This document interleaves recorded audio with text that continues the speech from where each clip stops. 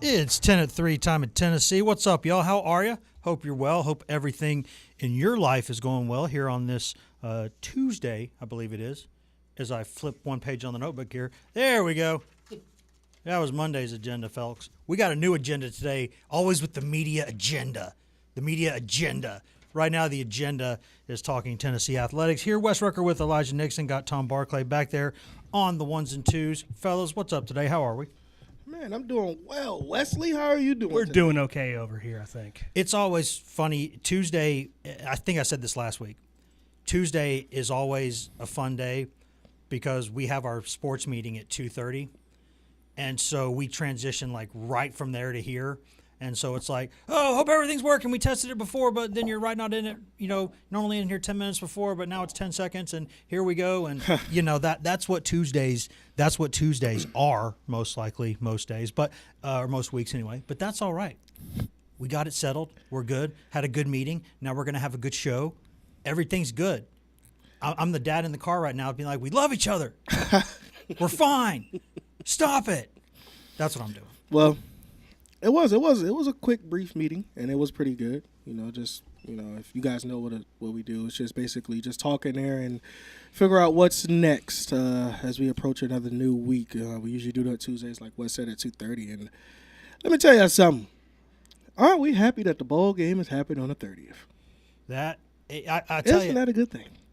There are times in the past where I've had to, and it's the worst part. One of them is like when you get on a plane like Christmas morning and you're going to a bowl destination and you're going somewhere warm, but like you're leaving your family and it's Christmas and they're looking at you like you are the worst person who's ever lived. Because there's no way that it's just what you have to do sometimes, right? But it's just part of the business. And you know what? I was happy because Tennessee, man, they've been giving me crap all year. It started when Joey Aguilar. I never forget this. Joey Aguilar was announced as the starting quarterback.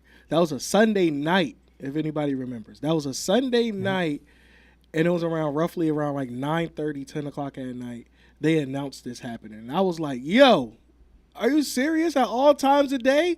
And then, I'm going to fast forward. There was a lot of things that happened in between. Yesterday, Monday, you cruise into like a week. Tim Banks is gone. Like, what's going on, man? Like, they've been giving me a tough time. So the ball game actually eases everything out because it's after Christmas. It's before New Year's. It's a beautiful, beautiful day. Beautiful, beautiful day. It's always one thing and then the next, right? And that's what we absolutely love about this business. It's what we love about it. But also at times it's the part that it drives you nuts a little bit. Like, man, it's both. It's like something that you very much love and very much hate. Kind of like, I don't know, maybe you got a cousin who's like that. Who you're like, man, I love you, but I also can't stand you sometimes. That's sort of what this business is. But I say it all the time. Like, we love this. We're sickos for it. It's why we do this, right? There's a part of us that gets a little bit like, excited when things are going like crazy at the wrong time and you're having to run around, get everything together. Like, Elijah's got part of his lunch on the table right now. Like, it's just, you just go.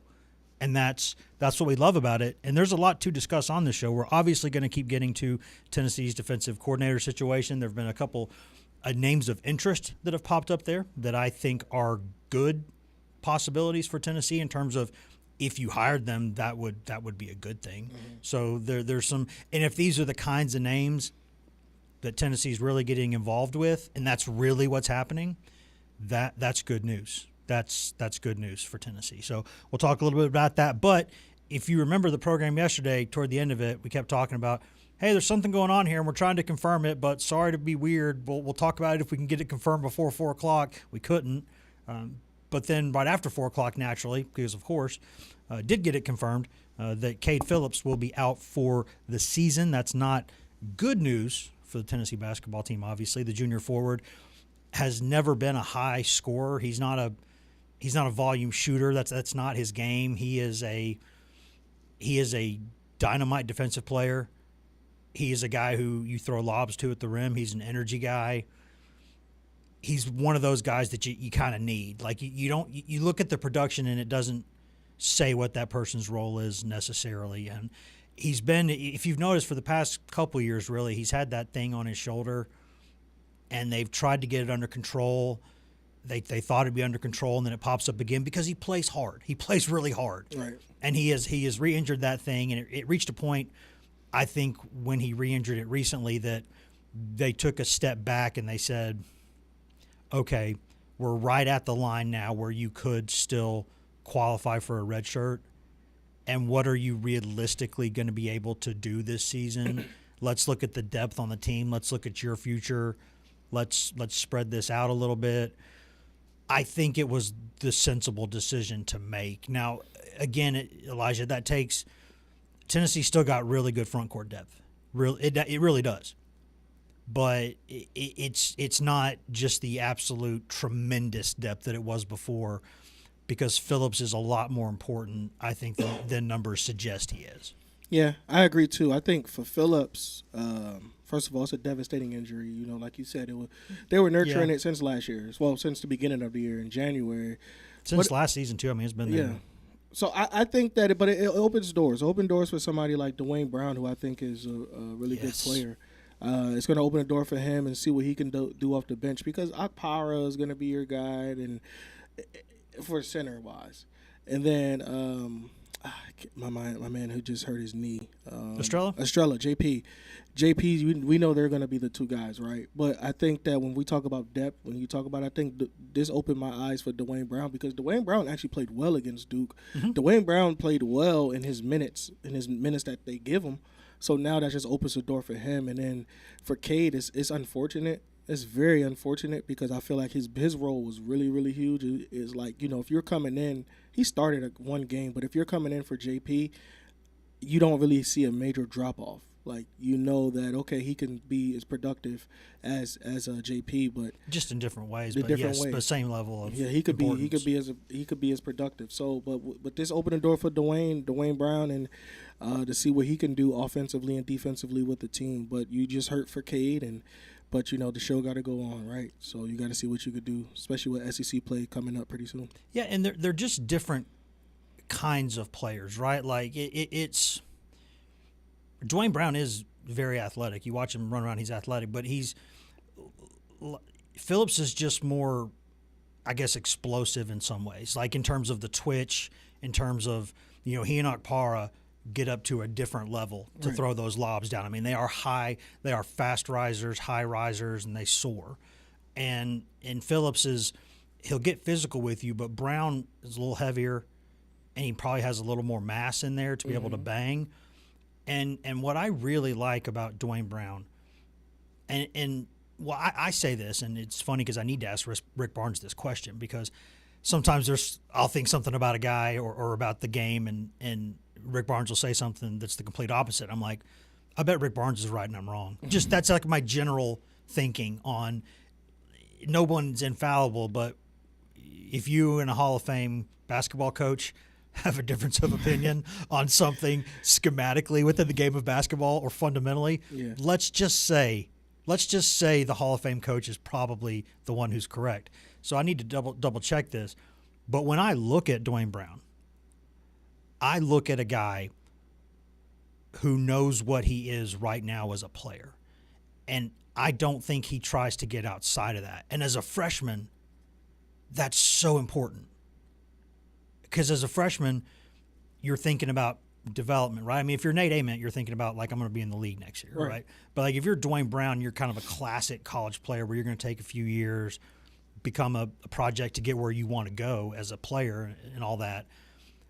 But you have to kind of have two minds at the same time, because you're thinking in practice and all these things about, here's how I can evolve my game. Here's how I can step out a little bit offensively, show a little bit more range, like Akpar has done this season, do some of that stuff. But when it's game time, right now I know what I am. Mm-hmm. I'm a rim runner. I'm a hover around the post kind of guy. I'm going to set some screens. I'm going to go attack the glass hard on both ends. I'm going to body you. I'm going to use my physicality. That's important to know, okay, when it's practice, this is what I'm working on for the future. But, like, right now, this is what I am, and this is how I can help this team. That's so important for a freshman, I think. And you know who his game remind me of? Like, we talk about it all the time. Like I say, Nate reminds me of Kevin Durant. We talked about that. Dwayne This is a tough one. I think I know where you're going.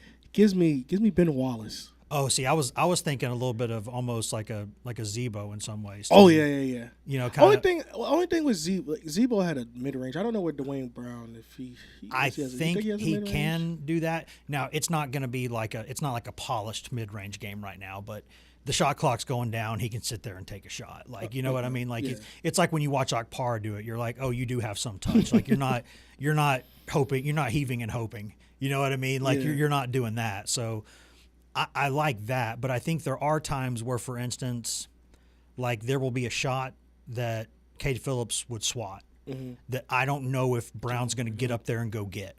Or, you know, there might be more times where you're throwing the lob if you're throwing it a little bit lower. And I'm not saying the kid can't jump. The kid can jump. Yeah. He's 6'9". He dunked the basketball hard. Like, he's a good athlete, right? Says the chunky guy sitting here. But, like, I'm just saying in terms of, like, the twitchiness, when you watch Akpar or Phillips get up, they're different kinds of athletes, or Ament, right? Those guys that just kind of glide and soar.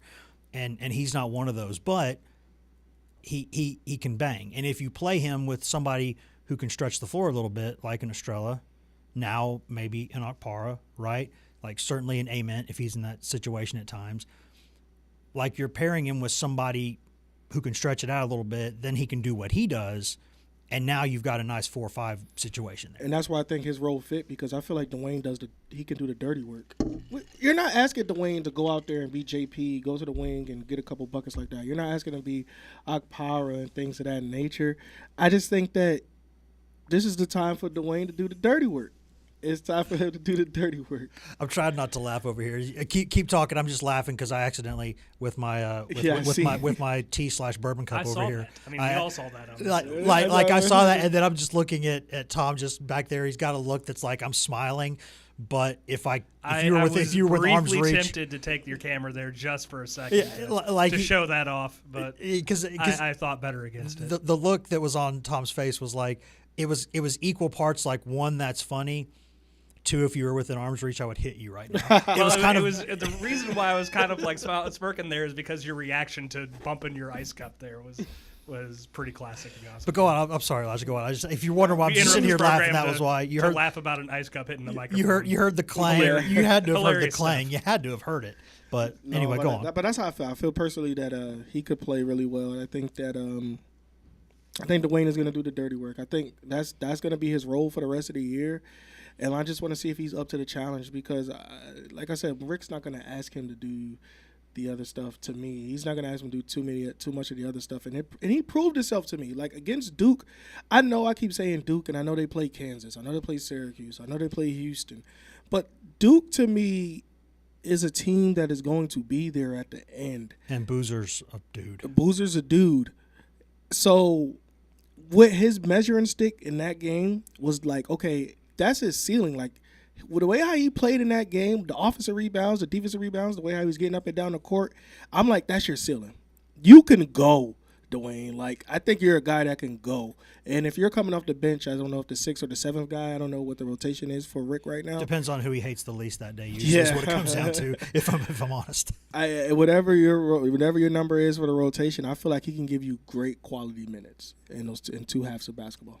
And what I liked about Brown in that game, and I don't know if it's because it was an exhibition. I don't know if it's because, just the name itself was Duke, but then you knew it was an exhibition, so you didn't have to worry about as much. I don't know exactly what it was or what caused it, but he played with absolutely zero fear in that game. And he was Dwayne Brown III was not a small prospect. Like, he was a good prospect. Tennessee and others did want him. Now, I don't know how much some of Bama or Auburn, because of the way they play specifically, I don't know if they valued him as much as like a Tennessee would with that style. But he was not a small prospect. But he was nowhere in the same stratosphere as guys like Boozer and Ament. And, I could see where a guy like that, you go against a guy like that, one of two things can happen, right? You can either kind of get swallowed up by the moment, or it can fuel you to do some stuff. And it's not like he stopped Boozer. Look, Boozer had 87 rebounds in that game? Like, he's a dynamic player. He is awesome. And there were times where whoever was guarding him didn't matter. But what I liked was there were times, if you go back and watch some of that game, not many people were ever able to get a rebound that Boozer wanted. A couple times Dwayne Brown did, and he went right at him offensively. He attacked him. He went shoulder to shoulder, chest to chest with him, and was like, okay, let's go. And from that moment on, I was like, I'm gonna like this dude, because he's not gonna sit there and take 25-footers, right? He's not gonna dribble between his legs and spin around and do all these crazy things. Like, he isn't some ways an old school big man, but in the modern game. So he's got some more polish to his game than you would have like 20 or 30 years ago. But I loved the demeanor that he had in that game. And I think he's a freshman, so there's going to be times, even look at people like Ament, right? You're going to have moments where they just don't have it that day, or they just don't. And it's what's tough for Rick Barnes, I think, is that first off, he loves Cade Phillips. Everybody does. Everybody in the program loves Cade Phillips. If you know anything about him and his family, just outstanding people. Sure. He has been a leader in some ways since he got there, and that's just who he is as a person.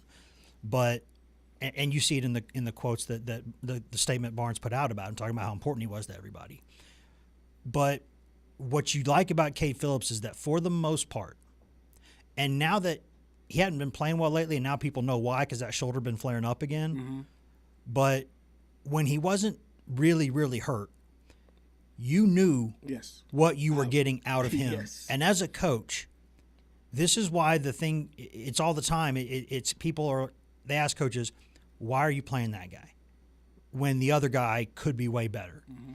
And what most coaches would tell you is, yes, he could be way better.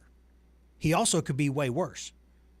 If I can have a couple spots on the floor where I know what I'm getting, I can build around that. I can build around if I don't know anything, if I have no pillars to put in the ground, I got no foundation for the house. Give me something that I know I'm getting.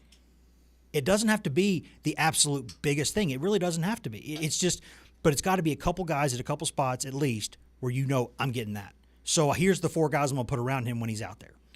And another thing is what I like about it for Brown. Good teams and great teams is one thing separates. I think Tennessee is a really good team, but they need an enforcer, and I think that's what Brown could be. Think he could be? Yeah. As a freshman, step in there? Somebody. If you're not from around here, get from around here. Somebody say something with his chest? Yes. Hey, I'm all for that. Knock him on his butt.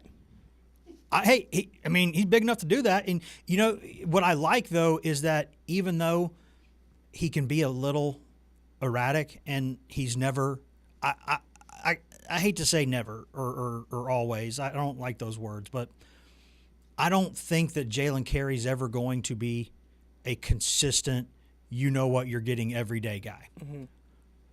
I think he's going to go out there and do what he does, and you just hope it's a good day. It's kind of like you get on a roller coaster, you don't control where it goes. You're just sitting there. I say this: it's hopefully if Dwayne becomes that enforcer, like I just said, it rubs off on Jalen, and Jalen say, "You know what? No, it's my turn," and he knocks somebody in the butt. Because I love when people go up for a rebound against Jalen Carey, and they just bounce off of him like he's a trampoline. He's a big dude. Yeah, he's every bit of 270, and he's a big guy. He's a big dude, and he's also not the most explosive leaper, because at 270 really nobody is. You know what I mean? But Tennessee still has good pieces there in the front court, and now I don't.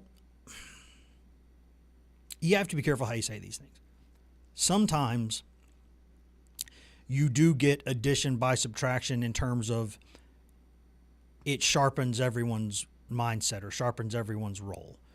Like now, Rick Barnes for the rest of the season will have one less piece to tinker with. Mm-hmm. We know Rick likes to tinker. By the end of the season, it's a little more solidified. But especially early in the season, you might play 25 minutes one game and 3 the next.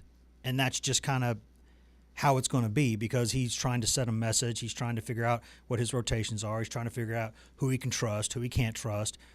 And I do think there are times where, again, who am I to question one of the better coaches in the sport? But he tinkers a lot, maybe too much at times. And I think that was always one of the concerns with this team, was that you were going to have all these pieces and you would have trouble kind of putting them in the right spots or finding what works and what doesn't, or you're not going to have any fluidity with your rotations or, chemistry and these kinds of things. Maybe with one less cook in the kitchen now with the big men, maybe it sharpens everyone's role. Maybe everyone's like, okay, now I know I'm going to play at least 10 minutes every game unless I foul out because I have to, right? And so for some guys, that makes them better. And you'd like to say that competition makes them better because that's what you want. But sometimes it's knowing that you're going to be out there no matter what frees you up to go be you. Yeah, and this is the perfect time for the team to do that. Now, the thing is, they do have 10 days or whatever to figure this out. They're just, like, to me, do I think they were better than Kansas, Syracuse? I did. I just think that they're just young and they're trying to figure some pieces out. Like, what did Josh Heupel and them say? Young guys don't have time to be young. That's how we don't have time for them to be young or whatever. Nate doesn't have. If they want to go where they think they could go, Nate doesn't have time to be young. Not saying he doesn't have room because he has plenty of room. Yeah, he's got a little time, but not too much time because you got SEC coming around. For the same thing for Dwayne, now that he's probably going to get this new role, you don't have time to be. You got to fit right in and you got to go right to it because I think this is a very talented team. I think this team, if not a Final Four, then a Final Two. I think you can really go into that lane with Tennessee Volunteers. Oh, I see that upside for sure, and I've said that from the beginning. And I'm not going to let a 3-game losing streak, frustrating as it is. None of those games are at home. Like it's okay. Like I still saw what I saw early in the season, and I still think that could be there. I think what's interesting is that we all heard Rick Barnes say this after the game. He said these guys know what they need to do, and they're not doing it. They know what we have to do to win, and they're not doing it. But then he turns around a little bit later and says these guys just don't know what it takes to win.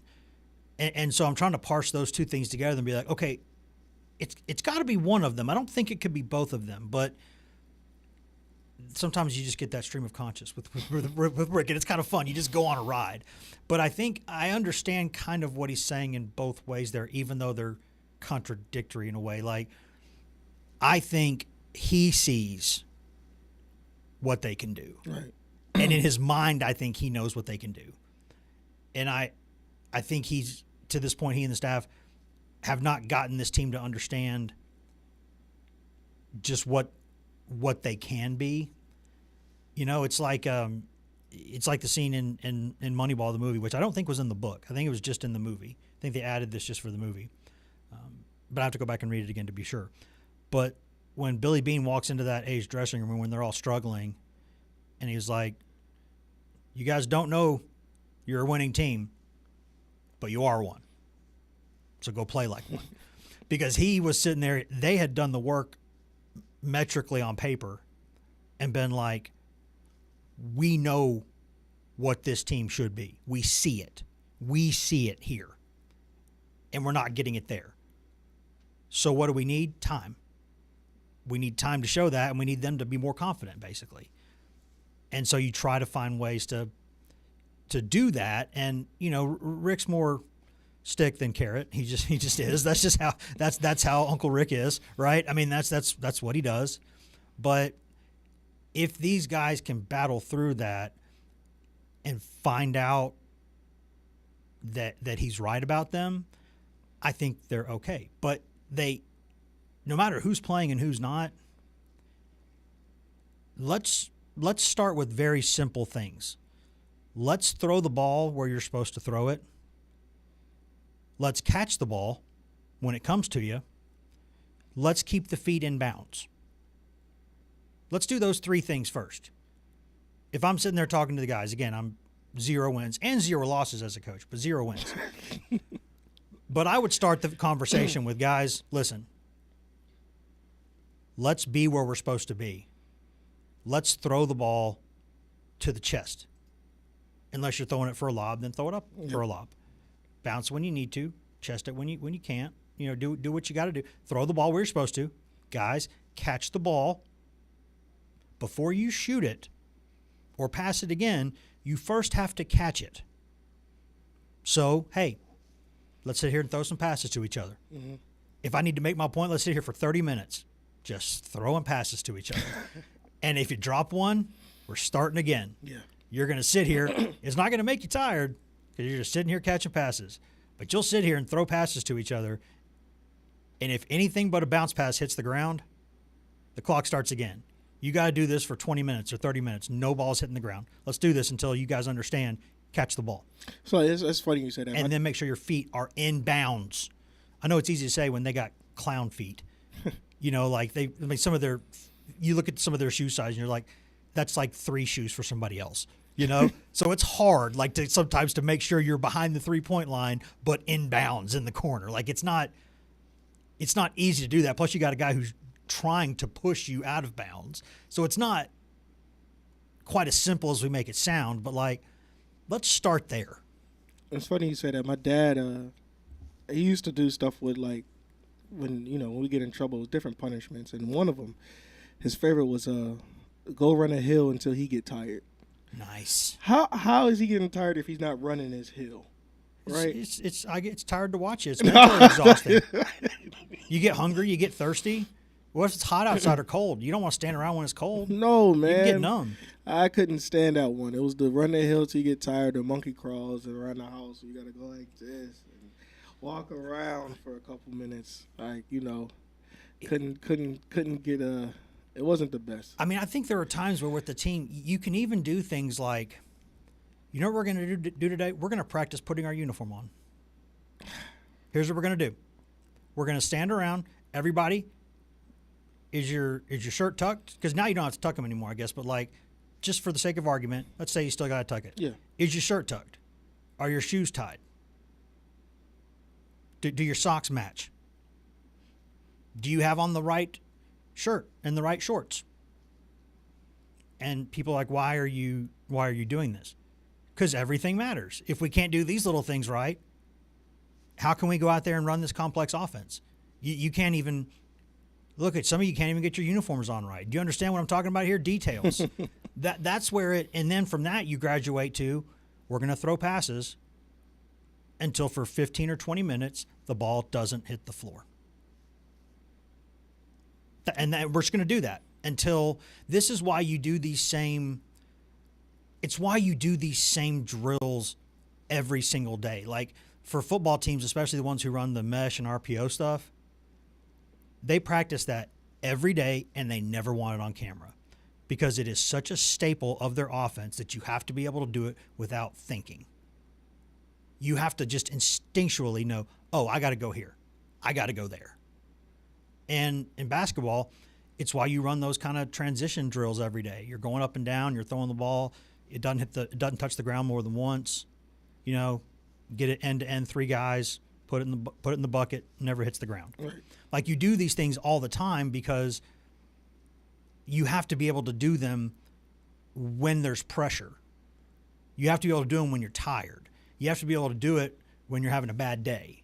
These are the fundamental staples for what you are as a team. These sorts of very basic movements. And when you're sitting there just dropping passes, or you're sitting there and a guy goes left when he should go right, and one of them reads the defense wrong, and a simple pass goes into the third row, that, you can't, mistakes happen. Right. But the margins are small at the highest levels of every sport. And that's where I imagine for Rick Barnes, and I imagine for fans watching that has to be the very worst part of it, is because you know how difficult this game is, even when you're doing the most basic things right. So when you're not doing the most basic things, you can't win. You can't win. If you're going to turn the ball over this much, and you're going to shoot like 50% from the free throw line, you're not going to beat a good team. Probably. You're just not. Illinois is one of the most physically imposing teams in the country. I mean, they're got the 7'1" Twins. They got some 6'10" guys too. They're big, European grain-fed boys over there. They got some Eastern Europeans who are like big dudes. They're big guys. Tennessee massacred Illinois on the boards. Massacred them. It was like by 15 or 20 rebounds they had rebounded. It was crazy. But Tennessee shot horribly from the free throw line. And Tennessee had multiple turnovers that were a guy catching the ball with his foot out of bounds, a guy under the bucket dropping a pass because even though it wasn't the worst pass, he wasn't really expecting it because Tennessee could have milked more clock before it got to there. So you've got guys not on the same page. It's like you have to do the little things. And that's what's different for me from this Rick Barnes team is that there have been times where Tennessee usually goes into a season really well drilled. And in fact, sometimes we've made the mistake, all of us have, of thinking a Tennessee team is maybe better than it is because they've just already maximized what they can do because that's how well they're coached going into the season. Like they're not making these boneheaded mistakes in bunches early in the season like most teams do. And so they're beating teams that maybe if they played them again in March, it might be different. But they're already drilled enough to do that. And this team is just not doing that. And I don't know if it's because after, they both played 27 seasons at Tennessee, Meshack and Ziegler are gone. And Gillespie's having a hard time kind of picking up on some stuff because he's running the show while being more of a scorer and doing – maybe that's part of it. But that's the thing that kills me because I think that I don't like to say, Zakai, if he was on this team, then they just have to find a guard that could just put people in the right place. Nate Ament is not a guy – he doesn't bring up the ball, but – sometimes, but not often. Not often, right? But you just want to get him to his spot. Like, this offense doesn't need a guard, to me, that's like a scorer. This offense need a guard that could just put people in the right places. Like, hey, you're here, boom. You're here, boom. Because Jacoby Gillespie is a scorer. Like, they play him off early in the year. That's why sometimes they're playing him off the ball and Henderson on the ball. See, because Gillespie's more of a guy that he could create his own.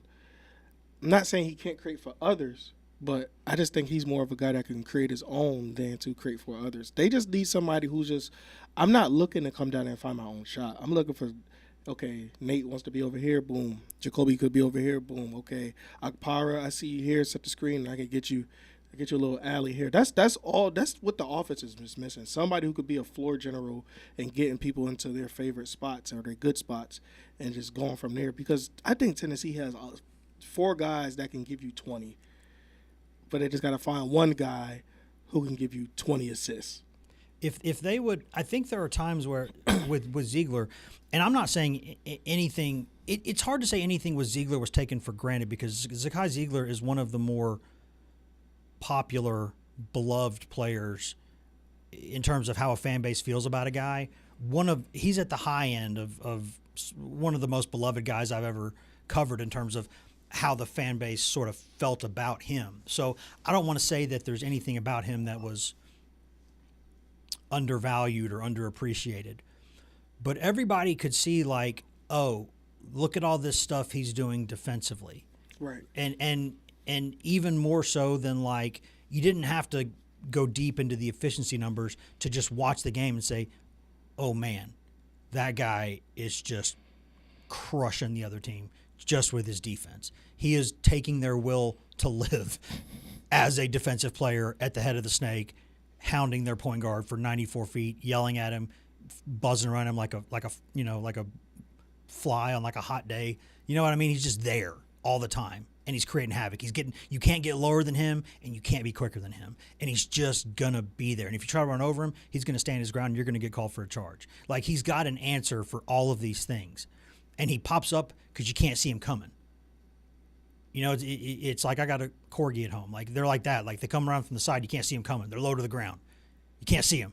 They get up on you. You're there. They're there, and so people could see that.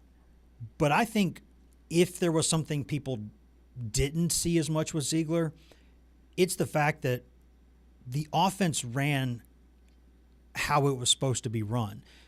That didn't mean that shots were made, because sometimes Tennessee was just missing shots. Right. You know, but guys understood, like guys did not argue with Ziegler on where they were supposed to be.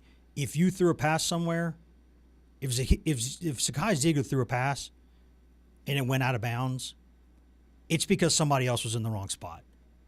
He didn't throw the ball. He threw the ball to the right spot. You weren't there. You were supposed to be there. Like he would throw passes to guys like, guys, I'm throwing it into the space where you need to be. Pay attention. I'm giving you a bucket here. Pay attention. Keep your head up. Everywhere you're going, keep your eyes on me. I'm going to hit you where you're going, and I'm going to get you a layup. And I know exactly where you need to shoot from. I'm going to pass it to where I know where Rick Barnes has told me you make 80% of your open jumpers from here. So I'm running this play to get you to that spot. So you better be there, because that's where I'm throwing the ball. Yes. That kind of stuff like that. And I think that's where – and part of it's because Ziegler was just a natural point guard, and the other part of it was he'd been there forever, right? Like he'd been there for 4 years. So you saw that. Like Gillespie just kind of got here. Right. So that's Killer. It is what it is. And he's going to have to score, because that's part of the reason why Tennessee, frankly, is paying him the money they're paying him. Yeah. Call it what it is, because he also can score the ball at a high level. But he's turning it over too much. I don't think he'll do that all year. But the sooner he gets that cleared up, the better, because it's not all on him. It's not. He's not the one dropping some of these passes. Mm-mm. And that's the thing. That's where I say, like, it's not all on him, because like you just said, they catch the ball out of bounds, they drop the ball, but it's just like I said, I just feel like if I don't know I don't know who like all the players, I don't really know them personally, but if you have one unselfish player who knows they can really score about 10 to 15 a night, but they know, hey, my role is to get the people involved, that if you have one unselfish player like that, then maybe Boswell, maybe, right? I'll let him run the show. Only for the simple fact that that's the only thing I feel like I'm missing offensively, because Nate can score. Akpara, I feel like, has moments. JP can go out there and score. Gillespie could go. He can go. Gillespie could go. He could have a 40 burger at some point. Yes, like he can go. If you got that one guy who just it's like, okay, back in the day, if you really watch basketball, when you had Kevin Garnett, Paul Pierce, Ray Allen, and Rajon Rondo, on a team. Rajon Rondo clearly wasn't. Rajon Rondo clearly wasn't a shooter, but Rajon Rondo would rather give you 20 assists than whatever points that he probably scored, and he had the guys to do it. Okay, I could get Kevin Garnett. Because he darn sure couldn't shoot most of the time. No, he couldn't shoot. I remember covering him in college. He couldn't shoot. And I'm not saying like the dude bad. Like he really good player, just not a shooter.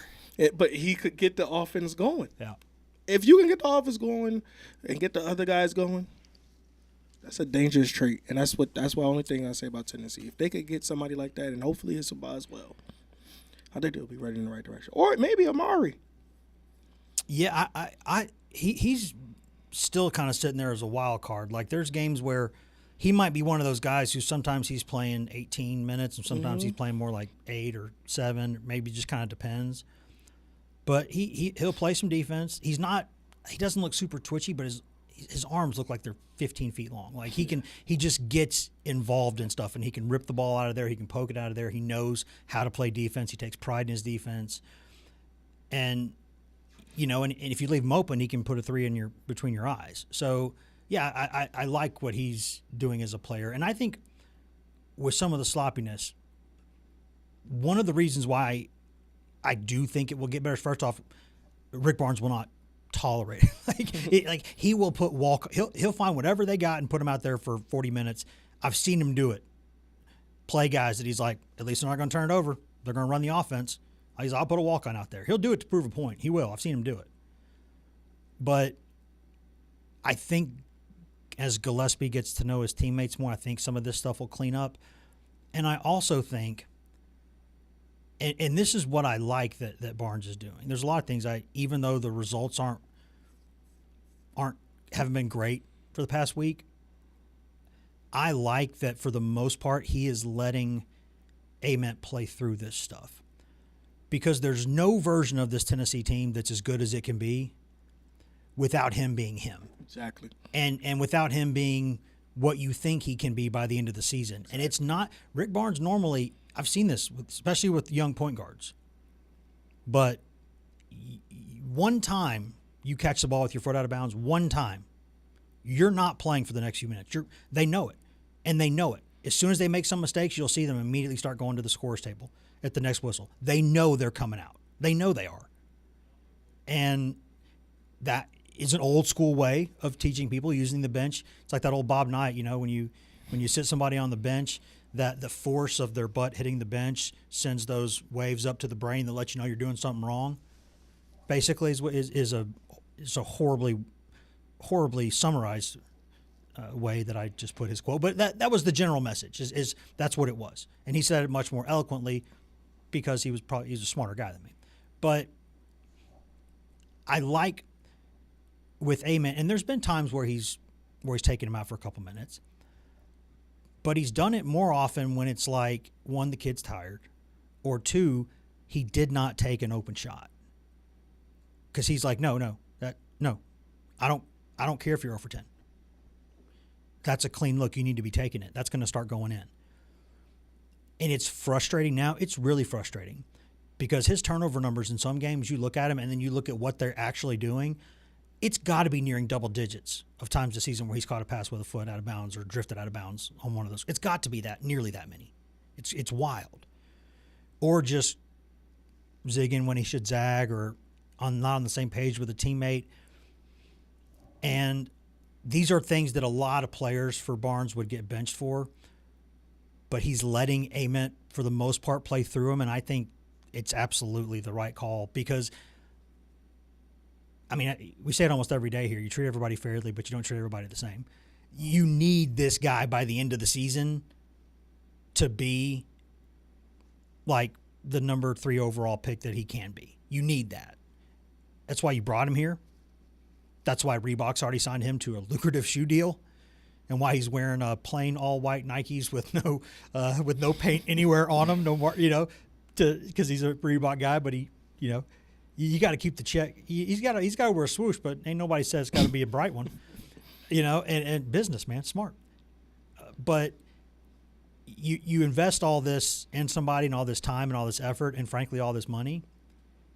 You have to get them to where they need to be, and you have to pick your battles on when you want to do what is in your head the right thing to do, which is bench a freshman for doing something dumb. But it's like, nope, kind of need you. And now there will be times in certain games, especially if they're chasing a game and they're coming from behind, where he's going to have to play the 4. Which at 6'11", you're like, oh, that's okay. You can already tell. Like, Illinois was more capable of this than others, but other teams have done it and can do it. Just get into them. Just take a guy who's not as skilled, but he's older, he's thicker, push him, bang on him. Illinois did it, or Houston did it literally the first play of the game. Yeah. Basically, when Emmanuel Sharp basically wrestled him, they wrestled to the ground. He was like, "Come here, young pup, I'm going to show you something." And he took the bait, and Ament got called for the foul. And like, people can push him off his spot. People can, and he has to learn to play through that. And it might cost you a game here or there. It's arguably cost Tennessee a game or so already. But this isn't football. You have time. The Houston win and some other wins have given you a little bit in the bank. You're good. You need him. So, hey, sometimes if you go out there and he just learns by failing. I agree. Now, I got to ask you this because I know we winded down on time. fantasy football has started its playoffs, man. Talk to me, Wes. What's your squad looking like? Do you think you can win it all? Are you the top dog in your fantasy football league? I was early in the season. Then we started taking on a little bit of water. We made the playoffs. Okay, you there. But what's really frustrating is and I didn't play for a few years. People are like, you're a sports guy. You didn't play. No, I didn't play fantasy football for years. This season, my family got me back into it. And it's mostly, we got a 12-team league, and it's mostly like brother, sister, their spouses, cousins. And I came in third place. My 2 siblings were in front of me. So it's a little bit of a sore topic right now. But it's, the Travis Hunter injury did not help me. He was kind of he was starting to produce a little bit more at the flex spot. I still think I could win it all, but I'm not. Vegas wouldn't have me as the favorite now. Okay. But because you got in, like, you're in the league with some of like our bosses, and you're trying to take down the top dog. Which I think is commendable. I mean, that is, that you go hard in the paint. Listen, first, I didn't, it didn't look good for me in the first couple of weeks, but then I pulled off like a 3-game win streak, and then I lost one and, won another one. Only thing that saved me is that I scored a lot of points. I'm like the 6th seed. I think that's the last seed as I'm going in there. And I tell you the secret, Annie Carr picked my team. Annie picked my team. Really? Yeah. Why are you admitting this publicly? Because, I got to tell you, she's really the football savant, I mean, savant. I'm sorry, she's a football savant. She's she knows her stuff. Maybe savant means you're classy and a savant. You're combining words. You're savvy and a savant. Yeah, she's a savant. She understands what she's doing. She she picked it out, and you got to shout out Annie. Honestly, I'd give props to Annie too. I trust her. Yeah, you know what I mean. Yeah, absolutely. Annie picked it out. Annie picked out the team. I mean, I think it's interesting that you would admit that publicly. I commend you for that. That is. That is not something that a lot of people would just go out there and admit. But, I mean, hey, man. Hey, look. I mean, is she managing your team? Is she setting your lineup? You know what? Be honest. Is she setting your lineup too? I would love for her to do it. She didn't do it yet. I'm gonna ask her. I'm gonna ask her. Save that for the playoffs, huh? Question two. Save that a little bit for the playoffs there. Is that? It's collusion in spirit, but is it collusion in law? How would the rest of the league react to this news? Well, because there are other people who are in that league who are in this building. I don't care, dude. I'm not snitching. If somebody else is listening to this, that's they're picking is up. there I'm like not telling a secrecy rule going on here that your fantasy team can only be managed by yourself and you alone? Hey, listen. Because I think if not, then I think it's fair game. She got me to the playoffs with this roster. Man, you know. And a lot of people don't know Annie knows a lot about football. She knows a lot. I mean, she's got football stuff all over her office. I would imagine that. I think it was just decoration. No, man, she knows. So you're saying when she's sitting there, sometimes quiet in the sports meeting, she's just sitting there knowing stuff and not saying it. She's a definition of the power team. About that. Yeah. I think we need to bring her on, Wes. I'm going to be honest with you. I think we need to grill Annie on her secret here. We do. I don't think she'd come on today because she's a little bit under the weather. Well, no, not today. She's like Elijah was. She's had a little bit. She's had a little bit of that bronchitis. I mean, I was getting over something similar last week. Something just a little bit. You can still hear it with Elijah over here. He's got a little bit of that. Yeah, he's got a little bit of that. A little bit of that bronchitis going on over there. But it's what a fantasy football team doesn't need, but Tennessee does, is a defensive coordinator. They do. I don't know if you knew that. If you were listening to the show, it's been running on the bottom of the screen there on our little. Yeah, if you can ticker. Read and our ticker, which by the way for the vertical videos, I'm going to figure that out. That was hilarious. We'll cover it up. I was messing with trying to make some vertical videos yesterday, which for me when I'm doing that stuff, it reminds me of like that Steve Buscemi gif where it's like, how do you do, fellow kids? Like, when he's walking around like, I know what I'm doing here. I'm smart with all this technology stuff. Whereas the truth is about a decade ago, I stopped knowing some of these things. Like I used to be on the cutting edge of this stuff. And now I'm like, I don't want to be the bearer of bad news, but vertical video was around more than 10 years Oh, I know, ago, but right? I'm talking about like this system that we like the use, system that we're using like that now. we used to do with it. because So, we're getting hip and like in it. anytime I use a new system, it'll be Justin or Shelby or somebody to just yell, "Kids, kids, come in here, kids!" And one of them will come in there and be like, "Oh, you're so old and stupid," and then they'll help me with it. But yesterday, no, this is a true story. Yesterday, brought them over and I was like, "So why is this doing this?" And they both immediately went, "I don't know. That's weird." Like, what'd you do? I'm like, I didn't do anything. Why are you assuming I did something? But regardless, we're gonna get that sorted. But we'll just cover it up. But if some of these names, if Tennessee is really in there for like a Ryan Walters, which is a word that some other people threw around yesterday, and then I made some texts and calls, and they're like, "No, there's something there," then that would be a tremendous hire. If Tennessee, and I'm just saying this is just one of the options, but he is the former Purdue head coach. He's the defensive coordinator at Washington this season, and Washington's defense changed like very quickly when he got in there. And he has worked with Heupel before at a couple places, so he knows how to run defense while you're operating within a system where your own offense goes fast. So there's some familiarity there, which is a good thing. But it's also some new blood. He's young. I don't even think he's 40 yet. That would be something that would be appealing because he's also been a head coach before. And I think if you're Heupel's defensive coordinator, in some ways you are just the head coach for defense. Because you're given, now he's still making the biggest decisions, but you're given a lot of levity, you're given a lot of wiggle room. You're given a lot of freedom to go make some of your own decisions. And if it's somebody that there's already natural trust there to begin with, that makes sense to me.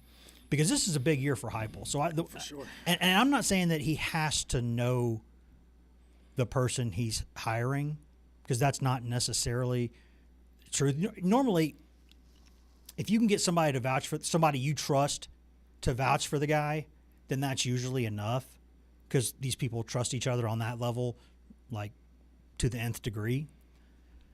And so, but I know that historically, and I've seen this a lot of places, when coaches are in, I don't want to say tough spots, because Heupel's he's not in, they're all tough spots, but he's in a spot where there's just a little bit more pressure now, just a little bit.